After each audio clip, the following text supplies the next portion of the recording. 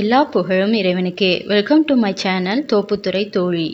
இப்போ நம்ம பார்க்க போகிற ரெசிபி அரப் கண்ட்ரீஸில் ரொம்ப ஃபேமஸான ஃபுட் மந்தி ரெசிபியை பற்றி தாங்க நம்ம பார்க்க போகிறோம்.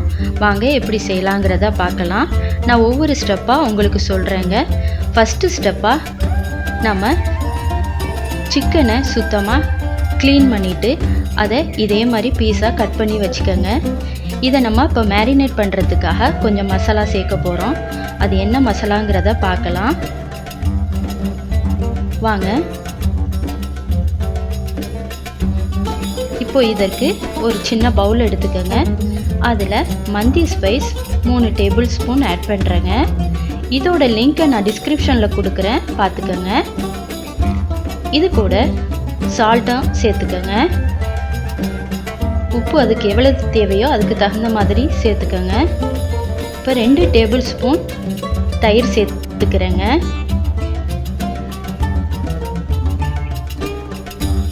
இது கூட 3 டேபிள் ஸ்பூன் இஞ்சி பூண்டு விழுதும் சேர்க்குறேங்க. நீங்கள் இது கூட 1 டீஸ்பூன் மஞ்சத்தூள் ஆட் பண்ணிக்கோங்க. நான் ஆட் பண்ணலைங்க, ஏன்னா நான் குங்குமப்பூ சேர்க்க போகிறேன். அதனால் நான் மஞ்சத்தூள் சேர்த்துக்கலை. உங்கள்கிட்ட குங்குமப்பூ இருந்தால் சேர்த்துக்கோங்க, இல்லைன்னா இது கூடவே 1 டீஸ்பூன் மஞ்சத்தூள் ஆட் பண்ணிக்கோங்க. இப்போ எல்லாத்தையும் ஒன்றா கலந்து எடுத்துட்டோம். இப்போ நம்ம கட் பண்ணி வச்சுருந்த சிக்கனை லைட்டாக இதே மாதிரி எல்லாத்துலேயும் கீரல் போட்டுக்கோங்க. அப்போ தான் அதில் மசாலா சேர்ந்து நல்லா இருக்குங்க. பாருங்கள், இதே மாதிரியே கீரல் போட்டுக்கோங்க. இப்போ அதே மாதிரி எல்லாத்தையும் போட்டாச்சு.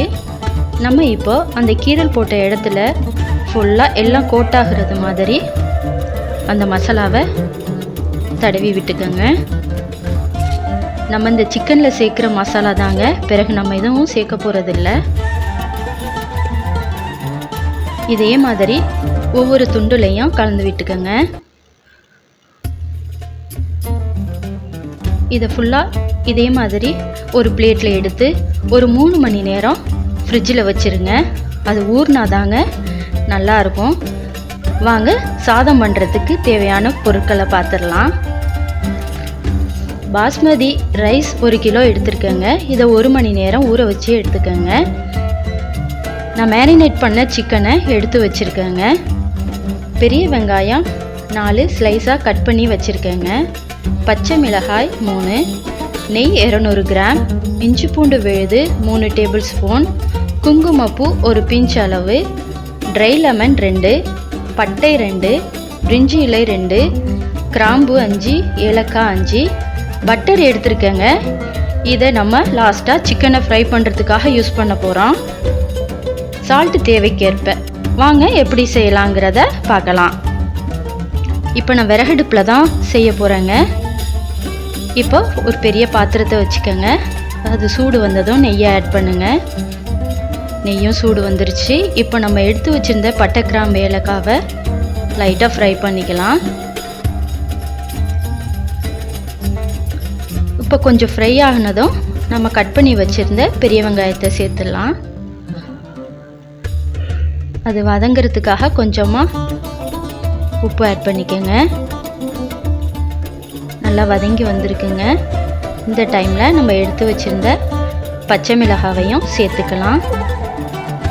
அது கூட ட்ரை லெமனையும் சேர்த்துக்கோங்க. அது கூடவே இஞ்சி பூண்டு விழுதையும் சேர்த்துக்கோங்க. பச்சை வாசனை போகிற வரைக்கும் கொஞ்சம் வதக்கிக்கோங்க.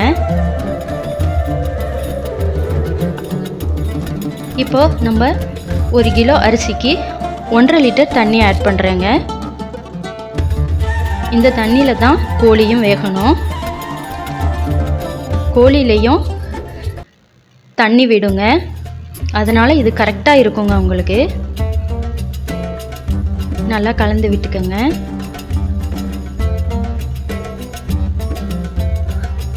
இது கூட நான் எடுத்து வச்சுருந்த குங்குமப்பூவை ஆட் பண்ணுறேன். இது ஒரு நல்ல ஃப்ளேவரும் கலரும் கொடுக்குங்க. பாருங்கள், இதுக்கு தேவையான அளவு உப்பு சேர்த்துக்கோங்க. நீங்கள் டேஸ்ட்டு பண்ணிவிட்டு போட்டுக்கலாங்க. இப்போ மூடி வச்சு கொதிக்க விடுங்க. பாருங்கள், நல்லா கொதி வந்துருச்சு. அடுப்பு ரொம்ப வேகமாகவும் எரிக்க வேண்டாம். பாருங்கள், நம்ம மேரினேட் பண்ணி வச்சுருந்ததை இப்போ அதில் சிக்கனை சேர்த்துடலாங்க. இது நல்லா வேகணுங்க. வெந்த பிறகு தான் நம்ம அரிசியை ஆட் பண்ண போகிறோம். அந்த மசாலா தண்ணியையும் அதிலேயே சேர்த்துக்கோங்க. இப்போ நல்லா கலந்து விட்டு இப்போ அடுப்பை வேகமாக எரிச்சு விடுங்க. இப்போ மூடி வச்சிடலாம். இப்போ நல்லா வெந்து வந்திருக்குங்க. நம்ம இப்போ இதை எடுத்து பார்த்துக்கலாம். இது நல்லா வெந்தாதான் அந்த தண்ணியோட டேஸ்ட்டு நல்லா இருக்குங்க. பாருங்கள், நம்ம இப்போ வெந்திருக்கான்னு பார்ப்போம். ரொம்ப சூடாக இருக்குது. பாருங்கள், சூப்பராக வெந்திருக்கு. இப்போ நம்ம அதில் இருந்த எல்லா பீஸையும் ஒரு பவுலில் எடுத்துக்கலாங்க. இப்போ இந்த தண்ணி நல்லா கொதிச்சிக்கிட்டு இருக்கு. நம்ம இப்போ ஊற வச்சுருந்த அரிசியை அதில் சேர்த்துடலாங்க. அரிசி நல்லா ஊறினாதாங்க உங்களுக்கு கரெக்டான பதத்துக்கு வரும். கட்டாயம் ஒரு மணி நேரமாச்சும் அது ஊறணும். நான் எந்த கலரும் சேர்க்கலைங்க,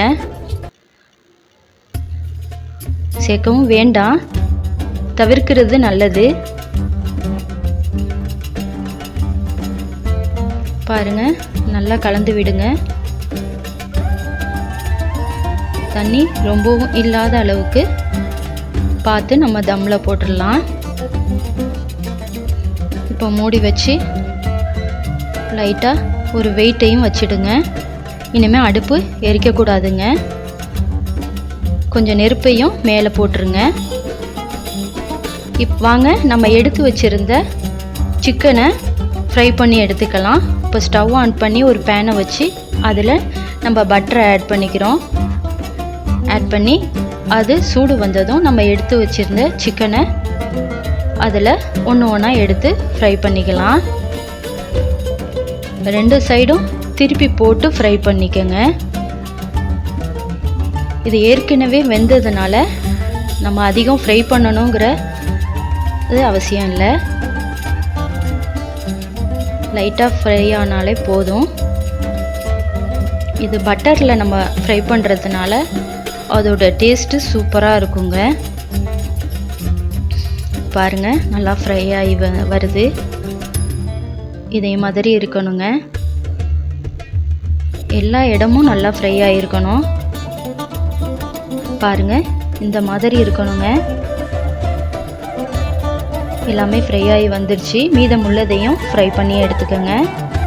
இதே மாதிரி ஒரு பிளேட்டில் நம்ம எல்லாத்தையும் எடுத்து வச்சிடலாம்.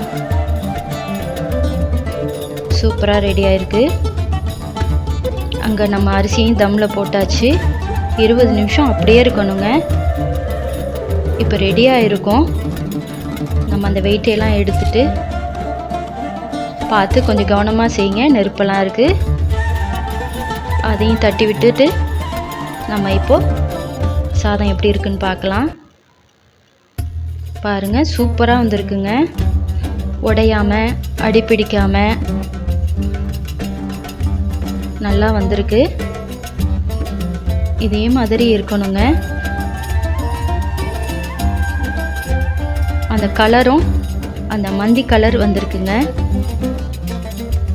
இப்போ நம்ம ஃப்ரை பண்ணி வச்சுருந்த சிக்கனை அதில் ஆட் பண்ணிக்கலாம்.